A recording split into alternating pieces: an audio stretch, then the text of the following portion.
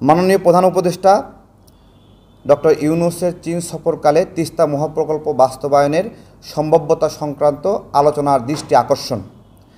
আম জনতার দলের পক্ষ থেকে জানানো যাচ্ছে যে আমাদের প্রধান উপদেষ্টা বর্তমানে চীন সফরে আছেন।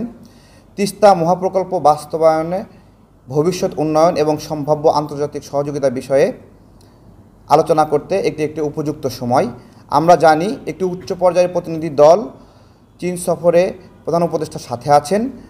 54 নদীতে 500-এর অধিক বাঁধ নির্মাণ করে ভারতের সৃষ্ট কৃত্রিম বন্যা ও খরায় বছরের পরে বছর ক্ষতিগ্রস্ত হচ্ছে আমাদের কৃষিজ উৎপাদন। তাই এই সফরের মূল লক্ষ্য হওয়া উচিত তিস্তা নদীর ব্যবস্থাপনা, পানি প্রবাহ নিয়ন্ত্রণ, কৃষি উন্নয়ন ও বিদ্যুৎ সংক্রান্ত সম্ভাবনাগুলো নিয়ে আলোচনা। আমরা মনে করি তিস্তা মহাপ্রকল্প বাস্তবায়ন হলে বাংলাদেশের উত্তরাঞ্চলের কৃষি ও অর্থনীতিতে ইতিবাচক পরিবর্তন আসবে। এতে কৃষকদের সেচ সুবিধা বাড়বে, শিল্প খাতে পানি প্রবাহ নিশ্চিত হবে এবং নতুন কর্মসংস্থানের সুযোগ তৈরি হবে। চীন সফরের সময় সম্ভাব্য বিনিয়োগ ও প্রযুক্তিগত সহায়তা ও যৌথ সহযোগিতার বিষয়ে আলোচনা করা হবে। এই প্রকল্প নিয়ে জাতীয় ও আন্তর্জাতিক পর্যায়ে ইতিবাচক মনোযোগ তৈরি করার জন্য আমরা সচেষ্ট থাকব।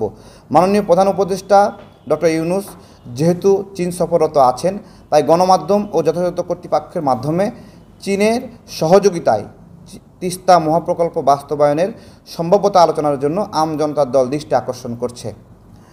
আসসালামু আলাইকুম গণমাধ্যম ভাইরা।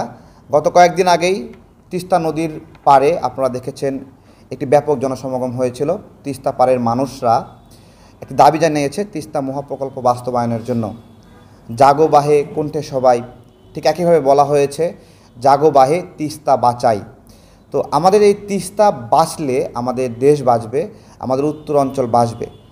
সে জায়গা থেকে যেহেতু মাননীয় প্রধান উপদেষ্টা যেহেতু চীনে আছেন, আমরা তার সফর সঙ্গীদের দৃষ্টি আকর্ষণ করছি, মাননীয় প্রধান উপদেষ্টার দৃষ্টি আকর্ষণ করছি, আপনারা অবশ্যই তিস্তা মহাপ্রকল্প নিয়ে আলোচনা করবেন এবং এই ইস্টাবলিশমেন্ট বাস্তবায়ন হলে আমরা সুরক্ষিত কৃষি পাব, আমাদের উত্তরাঞ্চলের মানুষ সুরক্ষিত হবে।